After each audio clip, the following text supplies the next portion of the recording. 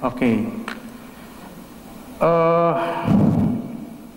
Tadi kan diterangkan sebelumnya bahwa review itu kan hanya berdasarkan data dokumen, ya. Kalau boleh saudara ingat, apakah terdakwa ini sempat ketemu waktu dalam proses review itu? Pada saat entry meeting saya ketemu yang bersangkutan. Oke. Nah, saya mungkin dijelaskan secara teknis sedikit. Waktu proses dalam rangka review itu teknisnya gimana? Apakah disediakan dokumen, terus ditanyakan satu persatu kepada panitia, atau seperti apa? Ya, proses yang wajib di dalam review, setelah entry meeting, ditunjuk ada LU-nya yang akan melayani pemberitaan perskas dan sebagainya. Kemudian di tempat itu kami meminta berkas apa saja yang digunakan untuk bahan review. Kemudian kalau ada hal-hal yang kira-kira perlu ditanyakan, dikomunikasikan langsung kekurangannya atau hal-hal yang didiskusikan. Nah, ini review yang lazim seperti itu. Apakah ditanyakan terus dijelaskan satu-satu dokumen dari para panitia itu? Pada saat melihat ada hal-hal yang kira-kira perlu ditanyakan, nah itu ditanyakan. Artinya begini, kalau boleh tahu, saksi pernah nggak melakukan review seperti ini? Sebelumnya, di luar yang kasus ini? Di luar sebelumnya? Pernah? Pernah ya. Kalau masih ingat, itu siapa yang PIC-nya yang memberikan data dan ikut selama 19 hari itu? Jadi tidak terus-menerus, 9 hari itu dalam range, tidak terus-menerus ditungguin, karena begitu ada data yang pernah pengalaman kami, itu kami lihat, ya. Kalau tidak sesuai kita diskusikan, sampai kita membuat satu kesimpulan bahwa itu memang bisa disimpulkan. Nggak, maksudnya tapi begini. Untuk di Kemendagri kami tidak terlibat, kami sebagai supervisi. Kan tadi 19 hari. Ya. 19 hari itu kan tiap hari datang ke sana kan? Ya seperti itu. Kalau yang lain mungkin bisa dijelasin. Selama 19 hari itu apakah memang datang ke Kemendagri selama sebanyak 19 kali atau seperti apa? Saya tidak ingat persis tuh tim yang di lapangan. Yang jelas, kalau yang saksi yang satunya, yang bapak yang Oke, seingat ibu 19 hari itu kan berarti tiap hari selama 19 hari kan? Kalau kita sesuai surat tugas pertama 12 hari Pak ya. Nah mestinya kalau 12 hari yang disebutkan di surat tugas ya 12 hari kita datang Pak. Mestinya kalau sesuai dengan ketentuan jangka waktu. Jangan bilang mestinya, faktanya itu datang ke Kemendagri. Kalau faktanya yang 12 hari itu saya tidak ingat langsung 12 harinya dari entry meeting sampai dengan 12 hari. Tapi saya di lapangan cuma saya tidak ingat 12 harinya. Berapa hari kira-kira ingatnya? Kalau sampai dengan selesai tanggal surat tugas ya kami otomatis harus keluar. Ya masih mengcover lah Pak, saya kurang jelas berapa hari kurang lebih di lapangan. Nah tadi coba saya tanyakan lagi, kan selama review kan berarti interaksi dengan orang juga kan, orang-orang Kemendagri itu kan. Masa sama sekali nggak ingat, kan paling tidak kenalan saya, nama saya ini. Saya kenal Pak. Siapa yang? Tadi saya berusaha untuk mencari namanya, apakah benar Mas itu Butria apa ya, kurang lebih yang pernah kita mintakan data terkait dengan APS, draft kontrak. Ada juga yang laki-laki tapi saya tidak menulis namanya, cuma satu yang saya tulis. Tadi saya lihat kayaknya itu, apa salah kalau benar saya kurang ingat Pak. Apakah ada yang namanya Arya? Nah itu saya sudah lupa Pak kalau nama-nama persisnya. Ya kalau lebih dari seminggu itu kan saya kira proses yang intens sebetulnya kan, mestinya bisa kenal ya. Oke, tapi oke. Nah tadi saya lanjutin. Tadi dikatakan bahwa itu review itu hanya berdasarkan data, ya. Itu kemudian hasil review itu kan berdasarkan data itu. Nah, pertanyaan saya dalam pengalaman Bapak, mungkinkah bisa jadi ternyata hasil review itu keliru misalnya? Karena ternyata data ada yang tidak disampaikan. Bisa nggak seperti itu? Simpulan tergantung dari data. Ya. Kalau data tidak ada, itu bisa tidak lengkap, tidak boleh dikatakan tidak sempurna untuk melakukan simpulan. Ya. Karena yang kita berdasarkan data yang kita peroleh, kemudian kita telaah, nah itulah yang. Nah, saya lanjutkan. Di hasil review yang tadi diperlihatkan penuntut umum,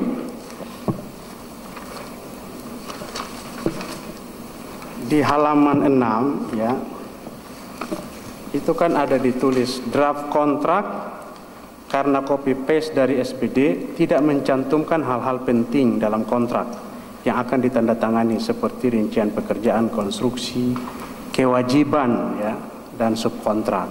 Nah, ini yang kalau kita perlu saya tanyakan, pernah nggak lihat kontraknya? Akhirnya ada kontrak yang di-sign itu, udah pernah lihat belum? Kalau saya tidak pernah saya melihat kontrak. Ya. Oke. Soalnya sesuai yang ada, memang ada ini yang masalah kewajiban dan subkontrak. Kalau tim di lapangan, nah ini yang.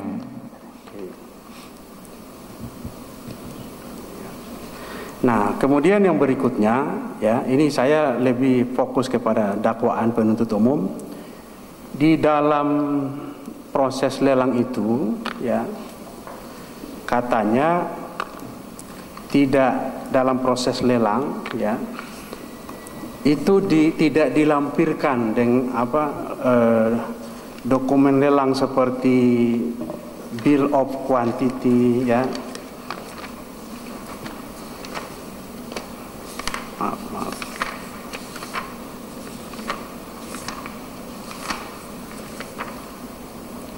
Ya, bill of quantity ini dalam surat dakwaan yang mulia.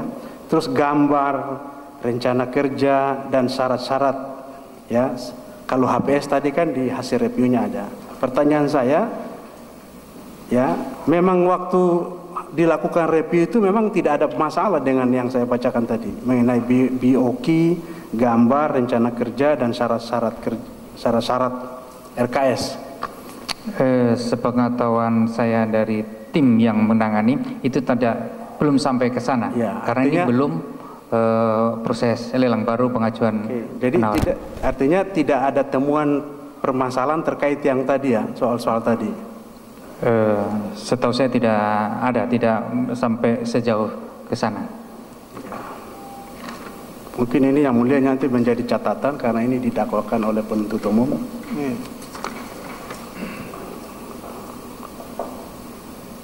Nah, saya kembali lagi ya terkait yang hasil review tentang grade 7 tadi ya. Kan di situ dikatakan diskriminatif grade 7 itu. Sementara tadi saudara katakan bahwa parameter untuk mereview ini kan peraturan perundang-undangan. Saya baca di Perpres ini hanya mengatakan persyaratan yang diskriminatif. Tidak disebutkan di situ secara spesifik grade 7. Nah, dari mana saudara bisa mengatakan bahwa grade 7 itu diskriminatif? Parameternya apa gitu? Begini, dari hasil diskusi ada dalam dokumen lelang itu mensyaratkan untuk SBU-nya grade 7. Jadi kalau grade 7 hanya yang kontraktor besar, usaha non kecil lah kira-kira gitu. Sementara dalam Perpres memang tidak mengatur grade 7, tapi dalam syarat-syarat untuk mengikuti pelelang itu ada grade 7. Di syarat-syarat mana itu? Di syarat-syarat yang di sini di dokumen untuk syarat-syarat mengikuti pelelangan. Yang dibuat oleh? Yang dibuat oleh panitia lelang. Oke, enggak. Memang panitia kan mensyaratkan itu. Ya. Yang saya tanyakan, kan hasil review saudara-saudara ini kan mengatakan grade 7 itu diskriminatif. Oke? Saya katakan tadi, parameter Anda melakukan review adalah peraturan perundang-undangan. Salah satunya Perpres.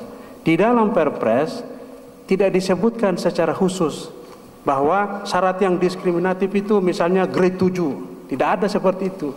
Cuma dibilang syarat yang diskriminatif. Nah, sekarang saya bertanya, apa dasar saudara mengkualifikasikan bahwa itu grade 7 diskriminatif?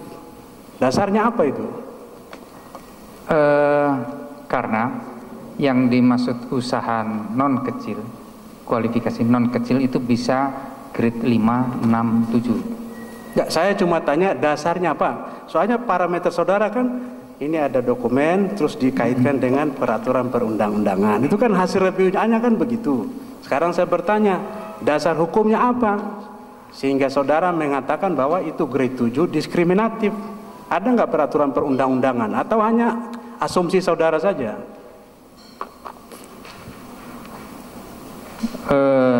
Diskriminatifnya hanya yang mempunyai grade 7 yang bisa ikut. Iya, ya. itu kan kesimpulan saudara. Saya tanya dasarnya apa? Saudara mengatakan ini diskriminatif. Ada nggak dalam peraturan perundang-undangan disebutkan bahwa kalau lelang dengan grade 7 itu diskriminatif? Nah, tidak ada. misalnya tadi HPS di Perpres ada harus mencantumkan nilai HPS. Kata saudara hasil review tidak ada HPS. Kalau saudara bilang tidak HPS, memang connect, ya. Nah, khusus grade 7 ini apa parameternya? Karena tidak memberikan kesempatan pada penyedia pekerjaan konstruksi lainnya. Jadi hanya dipatok grade 7 saja. Bukan. Ya, itu kan kesimpulan Anda kan? Bukan ada dasarnya kan? Dasar hukumnya kan nggak ada. Sebenarnya menjadi dasar hukum hanya tidak mencantumkan grade 7, tidak diatur di dalam Perpres. Jadi pertanyaan saya, jadi saudara tidak ada dasar hukumnya yang mengatakan itu diskriminatif? Grade 7 itu? Coba pasal 56 ayat 10, coba lampiran 3.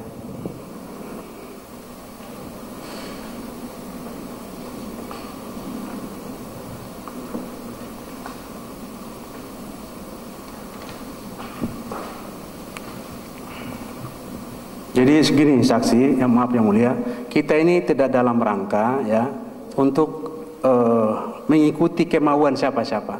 Kita ingin saksi-saksi ini memberikan keterangan apa adanya. Ya, jadi kalau saudara merasa keliru, saudara ngomong. Ya, pertanyaan saya simpel, tunjukkan dasar hukumnya yang mengatakan grade 7 itu diskriminatif. Karena parameter Anda melakukan review itu peraturan perundang-undangan. Oke, boleh kami bacakan? Nah, untuk Perpres 56 ayat 10, Perpres 54. Perpres pasal berapa itu? Pasal 56 ayat 10. Perpres 54. Pasal ULP pejabat pengadaan dilarang menambah persyaratan kualifikasi yang bertujuan diskriminatif serta di luar yang telah ditetapkan dalam ketentuan peraturan presiden ini. Itu saya ngerti kalau itu. Ya. Pertanyaan saya bukan itu. Pasal mana, aturan mana yang mengatakan grade 7 itu diskriminatif?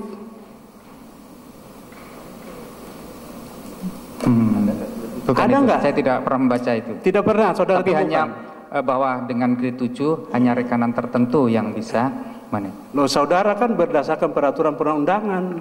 Berarti itu pikiran saudara saja. Nah, bisa saja nanti ada syarat lain, orang bisa katakan ini diskriminatif, bisa diperdebatkan itu. Jadi ini ya, saudara, untuk saudara saksi ya, saudara kalau sekiranya memang itu merupakan pendapat saudara, katakan pendapat saudara gitu ya. Jadi kami yang akan menilai. Gitu. Apa ada dasar hukumnya itu? Saudara mengatakan grade 7 itu diskriminatif. Saudara, kalau itu pendapat saya, Pak, sah-sah saja, silahkan saja. Kami yang akan menilai gitu loh, ya. Oke, siap. Ya, pendapat saudara. Ya, jadi yang menurut Perpres bahwa tidak mensyaratkan di dalam grade 7 itu Perpres, tapi untuk diskriminatif, kesimpulan kami bahwa dengan menyatakan grade 7 atau mensyaratkan itu hanya penyedia tertentu yang bisa mengikuti lelang. Ya, jadi yang itu yang pendapat kami. Itu dasar saudara itu ya. Itu Pak. Ya, artinya itu bukan berdasarkan peraturan perundang-undangan kan? Bukan. Nah, kalau gitu saya tanya lagi. Kami begini, yang berdasarkan undang-undang bahwa mensyaratkan SBU itu yang ini. Bukan. Kalau yang itu saya udah paham tadi. Sekarang saya tanya lagi. Tadi kan di awal sudah diterangkan, hasil review ini dilakukan untuk menguji proses lelang ini berdasarkan peraturan perundang-undangan. Sebenarnya itu simple, ya.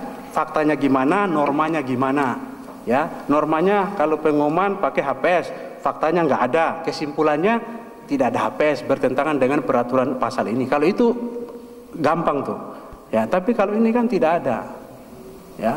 Nah, pertanyaan saya, bisa nggak seperti itu? Kalau nggak sesuai peraturan perundang-undangan, nggak ada dasarnya. Ini. Yang jelas itu kesimpulan kami untuk yang berikutnya, untuk diskriminatif. Bukan, pertanyaan saya saksi, pertanyaan saya, dalam review seperti ini, yang tadi saudara bilang parameter review itu adalah peraturan perundang-undangan, oke? Bisa nggak tidak berdasarkan peraturan perundang-undangan, berdasarkan pendapat, bisa nggak itu? Yang mulia, di dalam penyidik saksi tadi sudah menerangkan, dalam ketentuan pasal 56 diatur tentang ketentuan apa yang diskriminatif. Lalu ahli mengatakan bahwa saksi mengatakan bahwa terkait adanya SBU 20 itu adalah salah satu yang masuk dalam kategori diskriminatif tersebut. Itu disampaikan oleh ahli dan disimpulkan itu sudah. Bukan, itu kan yang kami ingin tanyakan. Bunyinya kan nggak seperti itu Perpres itu. Jadi saudara kan, PH ya, saudara PH ya. Tadi kan saksi ini sudah saya tanya. Kalau saudara itu memang pendapat saudara, katakan pendapat saudara, kan begitu ya, itu. Dan kapasitasnya kan bukan ahli ini kan begitu. Jadi udah sampai di situ aja, kita yang menilai. Ya, kita hanya mau minta ketegasan yang mulia. Ya. Ini masalahnya saudara saksi menyangkut harkat dan martabat terdakwa masalahnya. Oke, kami lanjutkan. Terkait dengan grade 7 itu kan tadi saudara saksi mengatakan itu proyek besar, kompleks, ya. Pernah nggak dalam proses review yang kemudian ditemukan ini kok ada grade 7 oleh panitia atau pihak yang membantu saudara-saudara dalam review itu memberikan alasan ini karena proyek besar kita perlu kontraktor yang punya kapabilitas yang apalagi dengan waktu yang mepet gitu, ada nggak di semua seperti itu? Tidak pernah. Saudara tahu ada peserta lain yang punya grade 7 juga dalam proses review itu, ada atau tidak? Pernah.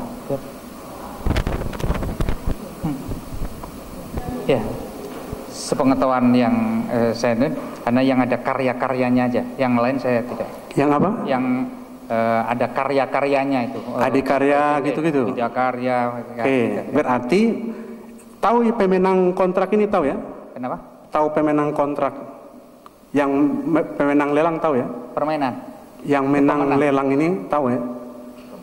Pemenang lelang waktu itu saya tidak tahu. Oke. Nah, kalau saudara mengatakan ada lain yang punya grade 7, ya, gimana mengatakan diskriminasinya itu? Kecuali yang punya cuma satu orang.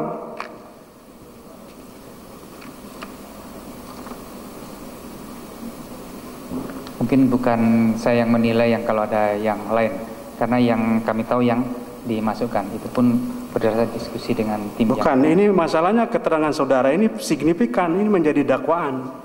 Ya, karena itu kita harus minta tanggung jawab saudara juga nanti. Oke, kami kembali kepada kesimpulan tadi, ya. Tadi saudara-saudara saksi menerangkan bahwa kesimpulan itu lelang gagal, diulangi, ya. Ini kita meskipun saudara bukan ahli yang mulia, tapi kan kita mau menguji argumentasi saudara berdasarkan kalimat-kalimat yang ada di sini. Ya, saya ulangi kalau saya bisa bacakan. Mengingat adanya kelemahan yang sangat mendasar sehingga tidak mungkin dilakukan penyampaian ulang dokumen penawaran, bisa saudara baca juga, sebagaimana dimaksud pasal 84 ayat 1 tersebut, maka kami berpendapat bahwa proses selanjutnya perlu didukung pernyataan tertulis oleh atasan pejabat pembuat komitmen atas tambahan persyaratan adanya sertifikat badan usaha grade 7. Ya. Pertanyaan pertama, ini mau menguji alasan saudara bilang gagal itu, ya. Sebab panitia dan terdakwa membacanya nggak seperti itu. Ini lelang lanjut. Kan di situ ada kalimat, ya. Proses selanjutnya. Ya. Kalau itu lelang gagal, Menurut saya loh ini ya, nggak ada kata proses selanjutnya. Ya, itu yang pertama. Nanti saudara jawab. Yang kedua, tadi terkait dengan temuan grade 7 yang diskriminatif tadi. Kalau itu dianggap diskriminatif, ya kenapa harus ada pernyataan beliau? Ya, disaranin aja ini lelang ulang dan tidak boleh ada syarat grade 7. Ini kok disuruh proses selanjutnya ditambahkan dengan pernyataan grade 7. Kan tadi Anda bilang itu diskriminatif. Kenapa Anda suruh lelang proses selanjutnya ditambah pernyataan? Pertanyaan saya, apakah dengan pernyataan beliau ini itu langsung menegasikan, ya, menghilangkan aspek diskriminasinya dari grade 7 itu? Coba saudara jelasin. Boleh. Ya, siapa aja ya?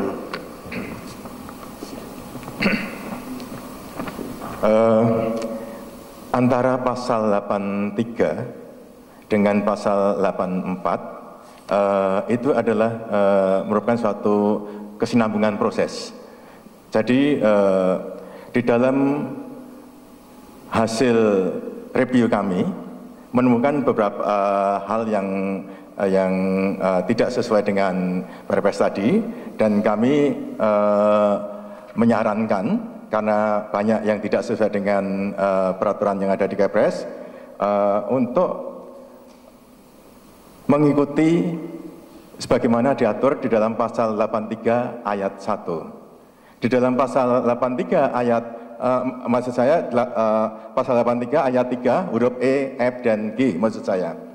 Di dalam pasal 83 tadi seperti disampaikan bahwa di sini adalah PA atau KPA ini adalah menyatakan lelang gagal. Jadi saran kami pertama kali adalah agar menyatakan lelang gagal. Kemudian setelah dinyatakan lelang gagal, maka baru diikuti proses yang pasal 84 ayat 1. Di mana di dalam pasal 84 ayat 1, mohon maaf yang mulia saya baca Perpresnya 84 ayat 1, tolong di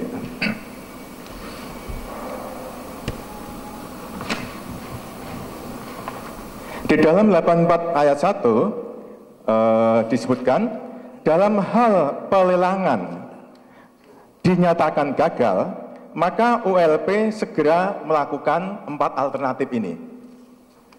Jadi saran saya kaitannya dengan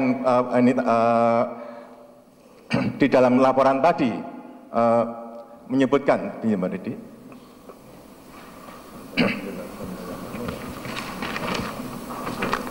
mengingat adanya kelemahan yang sangat mendasar ini yang kami masukkan di sini, inilah kaitannya dengan untuk menjelaskan pasal 84 ayat 1. Jadi gini saksi-saksi, kan ini kita membaca hasil review saudara, ya. Boleh nanti saudara jelaskan, tapi jangan sampai ada opini baru di sini yang berbeda dengan ini, ya. Masalahnya kalau titiknya hanya di halaman 9, mungkin tidak ada masalah, ya. Bisa ada beberapa opsi di situ. Ini masalahnya kesimpulan saudara yang terakhir ini, ya. Ada pernyataan saudara yang terakhir yang itu dipahami oleh panitia dan terdakwa, ini proses lelang lanjut, tapi ada syarat yang saudara saranin buat pernyataan terkait grade 7 itu. Logisnya kan begini, kalau itu syaratnya, ini kan bermasalah nih hasil lelang nih yang saudara temukan, tidak ada HPS, ada syarat grade 7 diskriminatif. Kalau lelang gagal diulangi, sarannya kan nanti kalau lelang jangan ada lagi syarat grade 7, ya kan? Pernyataan beliau kan tidak bisa menggugurkan aspek diskriminasinya grade 7 itu. Jadi apa yang saudara jelasin ini, ya yang dipahami panitia beda, ya, dan terdakwa ini lelang lanjut. Oke, itu nanti bisa menjadi penilaian majelis dan argumentasi kami di pembelaan. Kami lanjutkan yang mulia. Oke, saksi-saksi tahu proyek ini menggunakan tahun anggaran apa? multi years kah atau tahun jamak? Untuk itu teman kami yang jelas. Sepengetahuan saya tahun tunggal. Tunggal. Iya. Artinya tahun tunggal itu kan ini proyek 2011. Berarti harus selesai di 2011 kan? Iya. Ya kan? Saudara tahu kalau sudah 2011 tidak dikerjakan, bisa nggak dianggarkan lagi? Saya tidak sampai ke sana. Tidak sampai situ. Ya, tidak tahu. Ada yang tahu? Ini penting karena saya kira dalam satu tim kami ini tidak tahu bagaimana jadi proyek, gini, karena sampai ya, tahap 1 saja. Ini penting karena begini. Tahun anggaran itu kan artinya harus selesai di 2011. Kalau saudara suruh lelang itu ulang, ini hasil review saudara Agustus. Proses lelang itu saja dari pengumuman sampai penetapan pemenang itu 4 bulan. Jadi kalau hitung hasil review saudara, Agustus, September, Oktober, November, Desember, udah nggak bisa lelang lagi sudah. Ya, ini proyek pasti udah nggak bisa dikerjain. Oke, saya tidak sampai ke sana. Saya hanya ingin menjaga bahwa ini ada permasalahan di tahap pertama, tidak sesuai dengan Pempres. Masalah waktu kami tidak sampai sejauh itu. Bukan, itu kan terkait saran saudara itu kan juga harus realistis kan.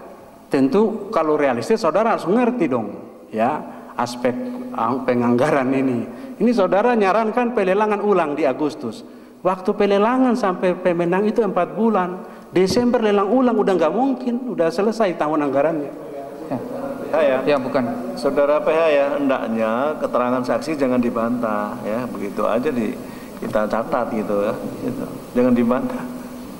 Ya artinya nggak ada selesainya. Ya mulia kan silakan. Kita ini juga ingin menguji rasionalitas hasil reviewnya para saksi-saksi ini yang mulia. Oke, saya lanjutkan satu. Pernah nggak saudara saksi mendengar ada hasil audit BPKB di tahun 2012? Saya tidak mendengar. Tidak. Audit ya, dengar. Baik, dari kami yang cukup dilanjutin yang mulia.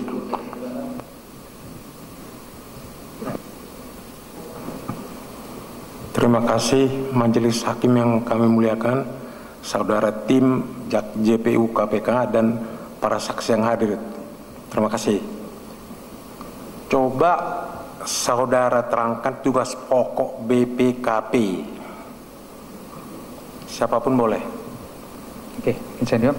Tugas BPKP sekarang BPKP dengan Perpres 192 tahun 2014 Ya. Ini bertanggung jawab kepada Presiden, Ya. itu melakukan pengawasan keuangan dan pembangunan intinya, melakukan assurance dan konsultasi. Stop. Saya bacakan ya. Mohon yang mulia izin.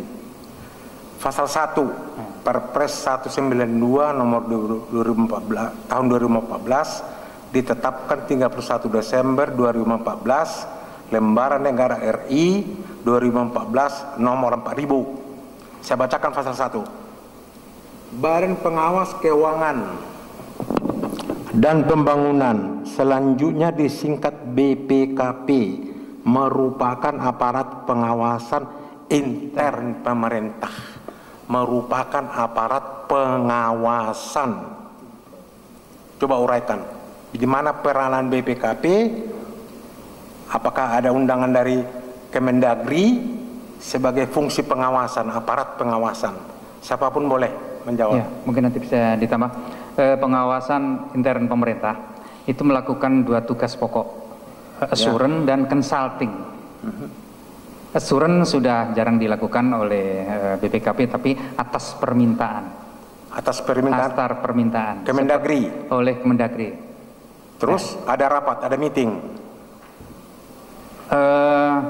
Meeting itu kalau ada permintaan kita diskusikan, kita layani. Tadi saudara sudah sebut ada permintaan dari Kemendagri. Betul. Dipenuhi. Ya. Tentu ada rapat kecil-kecil atau apa dong?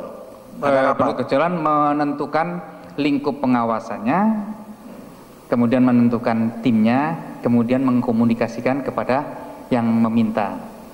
Apa hasilnya? Apa ada rekomendasi dari BPKP, Kemendagri dalam karena ini pagu anggaran ini. Bahwa permintaan untuk melakukan pendampingan, kami melakukan review. Karena ini prosesnya sudah jalan, kami melakukan entry meeting setelah surat tugas selesai. Kami melakukan entry meeting untuk menjelaskan maksud dan tujuan melakukan review. Saya bacakan lagi pasal 2 ya. Perpres 192 2014. Mau izin yang mulia. Pasal 2, BPKP mempunyai tugas menyelenggarakan urusan pemerintahan di bidang pengawasan keuangan negara, garis miring daerah, dan pembangunan nasional. Mempunyai tugas menyelenggarakan urusan pemerintahan di bidang pengawasan keuangan daerah.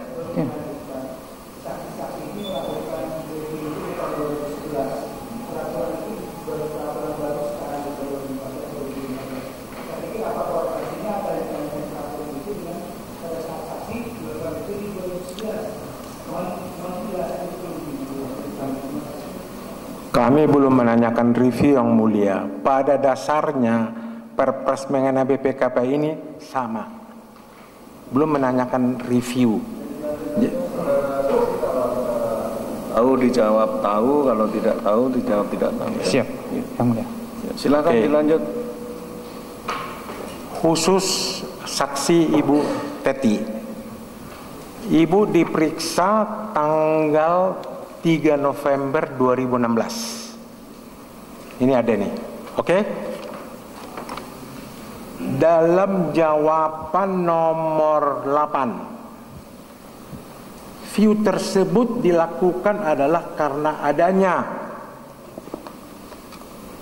surat permintaan dari Menteri Dalam Negeri melalui Sekjen Mendagri, di mana hasil view tersebut menjadi masukan untuk Menteri Dalam Negeri untuk memutuskan ada haknya menandatangani kontrak dengan tersebut.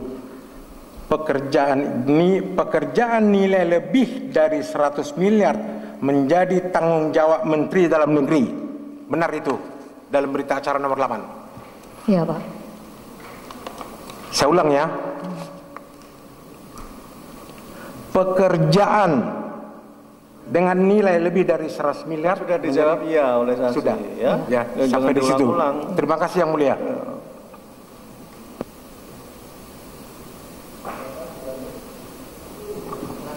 Wah, jauh nih. Pindah sini.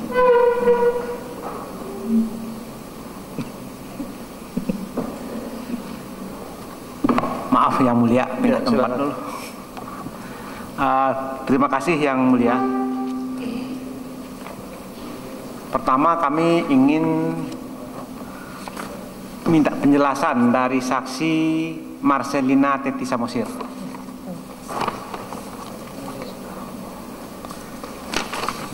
Pada poin 11 BAP saudara pada alinea terakhir pada halaman 7. Saudara saksi ada mengatakan seperti ini. Saya bacakan. Dapat saya sampaikan bahwa seingat saya pada saat ekspos hasil review kepada pimpinan BPKP belum ada pencantuman saran BPKP berupa pembuatan pernyataan tertulis dari atasan PPK mengenai tambahan persyaratan adanya sertifikat badan usaha grade 7 dalam proses prakualifikasi maupun pasca kualifikasi. Betulkah keterangan saudara saksi begini? Benar, Pak. Terus bagaimana kok di dalam rekomendasi tiba-tiba muncul kalimat itu? Begini, Pak. Karena tadi saya sudah jelaskan bahwa di surat tugas kedua saya tidak ikut. Oke. Nah, pada saat penyimpulan penyimpulan terhadap hasil review biasanya dilakukan setelah di lapangan selesai.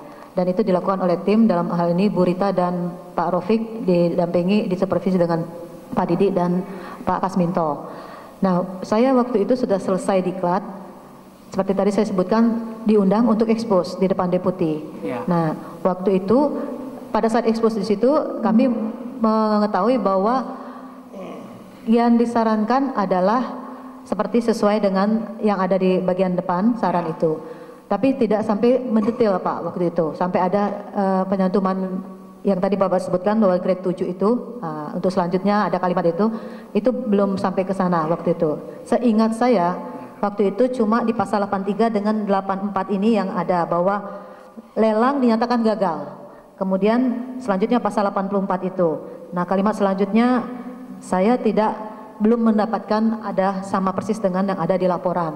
Baru sampai situ sepengetahuan saya. Materi ekspos itu apa?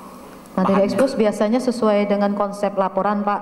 Apa permasalahan yang ada di lapangan, poin-poinnya, kemudian penyimpulan, kemudian nanti kurang lebih rekomendasinya Pak. Tapi rekomendasi kan bisa berubah-ubah nanti Pak. Tergantung. Berapa kali ekspos dalam review ini? Yang saya ikuti cuma 1 kali Pak. Karena yang saudara ketahui ada berapa kali?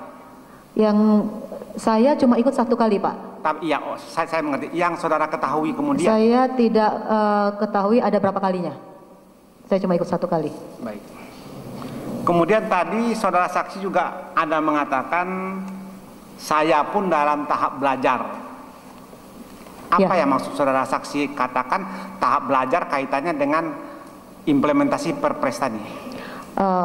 Kalau tahap belajar di sini kan kami dalam satu tim biasanya Pak ada pembagian pekerjaan.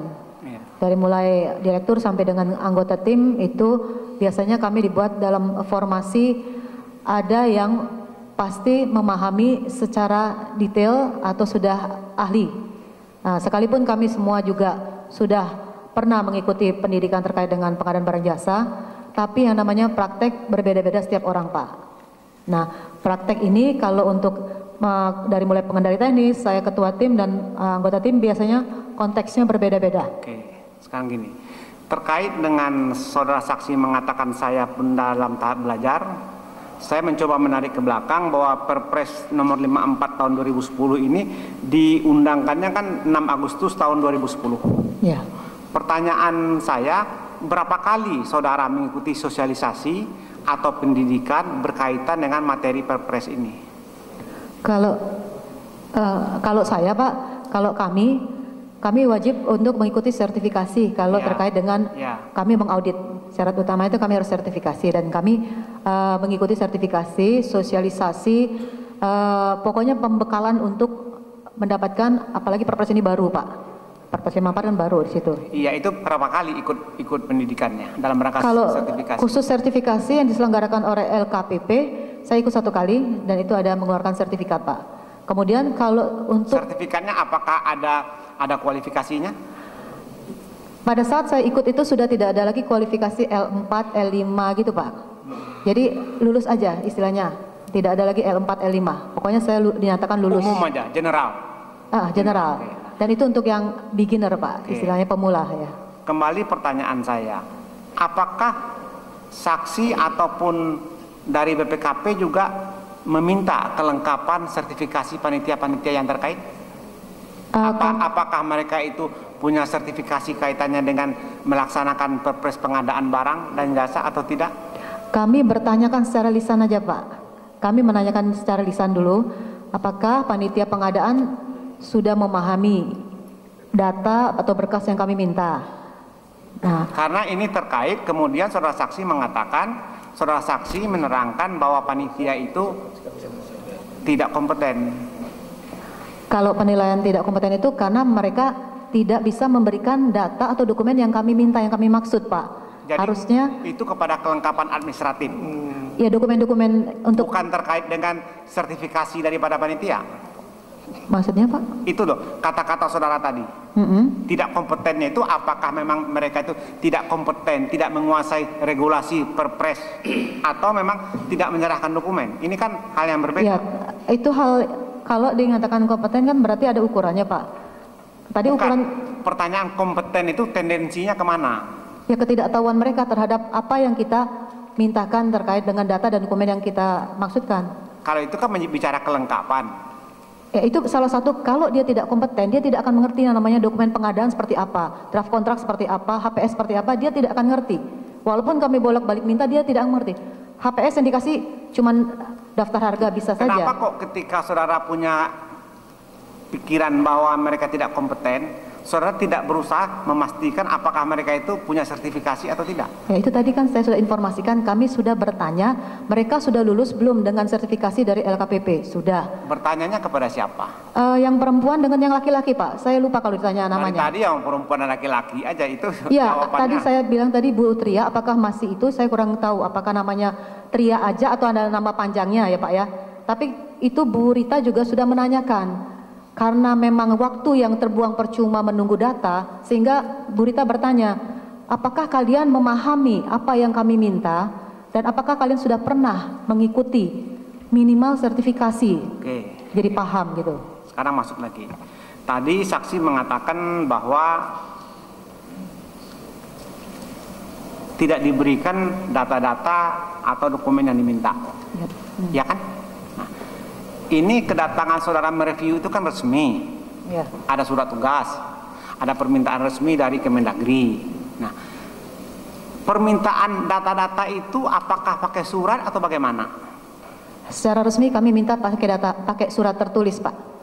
Bisa saudara perlihatkan suratnya? Nah, itu yang saya kebetulan data yang ada di sini saya tidak mencarinya. Karena begini, di dalam hukum itu teorinya, ketika tidak ada bukti itu diminta, tidak bisa dibuktikan bahwa itu tidak diberikan.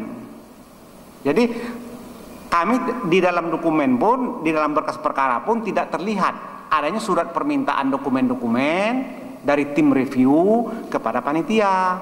Tapi tiba-tiba saudara mengatakan mempersulit, tidak kooperatif, tidak mau memberikan. Sebentar Pak, saya diskusikan dulu. Gimana Pak? Boleh menambahkan? Begini, pada saat interaksi, ini pengalaman dalam review, ini pada saat ingin membutuhkan berkas yang kami minta, bisa nulis sedia ini berkas ini. Jadi bukan secara resmi kepada. Ini kan urusan keuangan negara Pak, masa hanya kayak begitu sih tertib administrasinya? Karena ini permintaan ini dan harus kami. Jadi yang aktif itu seharusnya untuk yang meminta review dan sudah disediakan. Kami tim ini meminta ini dokumen ini oleh tim. Udah. Sekarang tegas aja saudara saksi. Sekarang saksi bisa membuktikan nggak secara tertulis ada permintaan itu? Saya tidak bisa membuktikan nanti. Pada saat interaksi yang itu minta, tapi secara tertulis kami tidak bisa membuktikan. Karena memang tidak pernah dibikin secara tertulis. Tidak. Kalau tim ini tim ya, bukan saya. Ya. Tim mintanya biasanya pakai catatan-catatan yang harus disediakan oleh Padahal kalau kita kembali kepada ketentuan BPKP tadi, BPKP itu sebagai pengawas loh. Kalau pengawas saja kerjanya memang tidak tertib ya begini. Oke deh, kami cukup kepada ini. Kami sekarang kepada Pak Kasminto.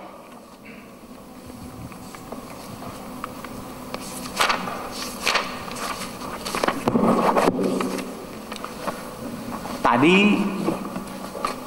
saksi Marcelina telah menjelaskan, saksi Pak Kasminto juga dengar ya, bahwa memang pada waktu diadakannya ekspos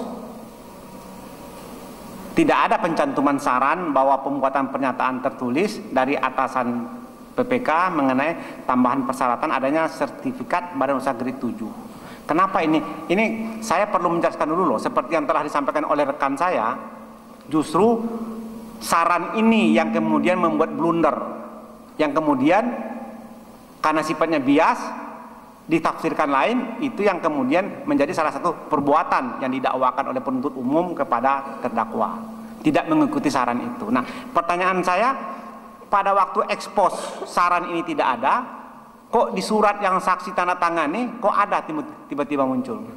Bagaimana prosesnya? Dalam kaitannya dengan proses review dan juga dalam proses pemberian saran, itu adalah kita selalu mendiskusikan dengan tim. Kalau misalnya bukan kami misalnya, tim membuat draft laporan, kemudian dari draft laporan itu kemudian direview oleh supervisor. Dari supervisor direview oleh pembantu penanggung jawab, kemudian dari penanggung jawab, pembantu penanggung jawab, kemudian direview oleh penanggung jawab, kemudian masih lagi direview sebelum laporan ditandatangani, itu direview oleh deputi. Jadi reviewnya adalah berjenjang demikian. Nah, pada waktu itu, tim di sini selalu ada lembar ini untuk dilakukan review tersebut di dalam laporan. Jadi untuk mencantumkan saran-sarannya itu bagaimana dan terakhir bagaimana, itu adalah yang terakhir itu adalah setelah ada review dari deputi, itu semuanya berurutan gitu.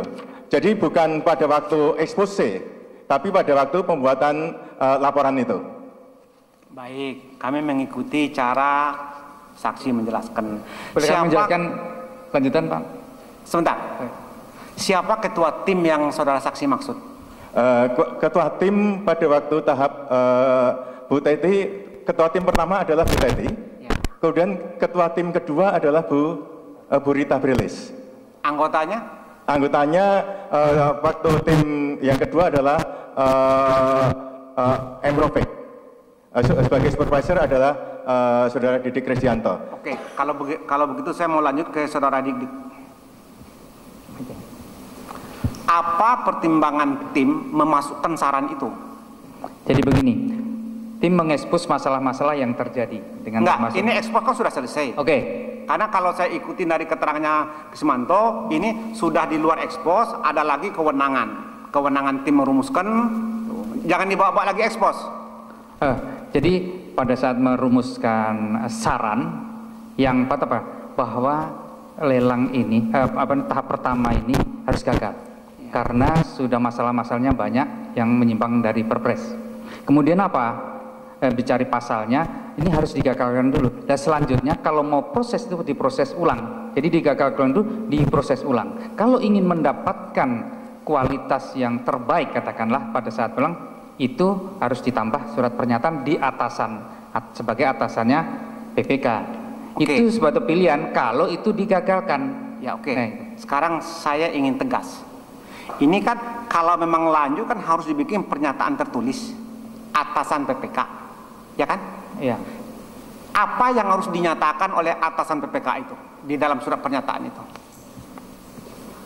Ya tentunya kalau ingin mendapatkan yang terbaik, atasannya PPK, menteri itu harus menyampaikan itu. Tapi ini kan prosesnya belum bukan. Jangan diputar-putar. Saudara kan menyarankan agar atasan PPK membuat surat pernyataan tertulis. Isinya apa sih? Yang terpikir harus menyatakan apa atasan PPK ini terkait dengan grade 7 itu?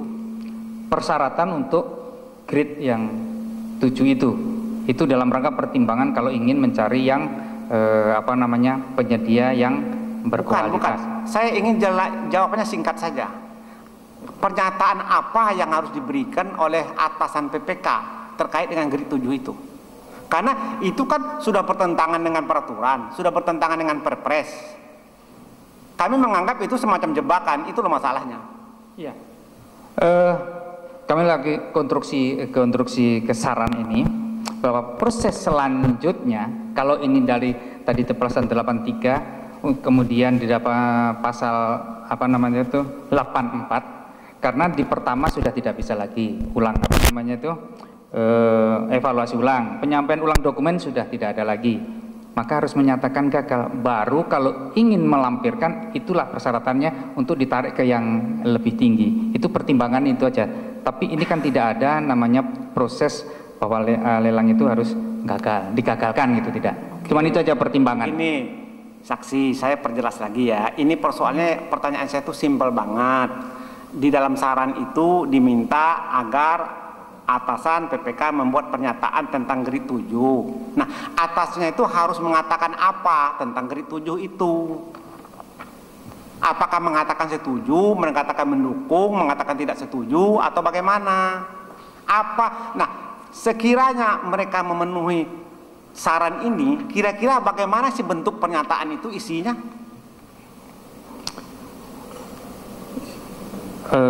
Saya tidak tahu. Sekarang saya potong lagi.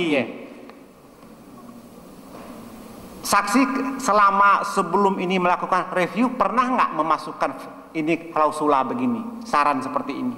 Tidak pernah. Oh, jadi memang saksi sendiri belum punya pengalaman melihat isi daripada surat saran ini, belum pernah lihat ya? Saya belum pernah melihat surat pernyataan harus bagaimana, tapi di dalam syarat-syarat kontrak yang harus dipenuhi itu harus grade 7. Itulah kira-kira pernyataan. Isinya kami persilahkan tergantung dari mungkin PPK atau atasan PPK untuk membuat persyaratan itu. Lah, tapi itu harus digagalkan. Ini saksi, Anda tuh mengawasi keuangan negara loh. Kalau Anda suruh orang membuat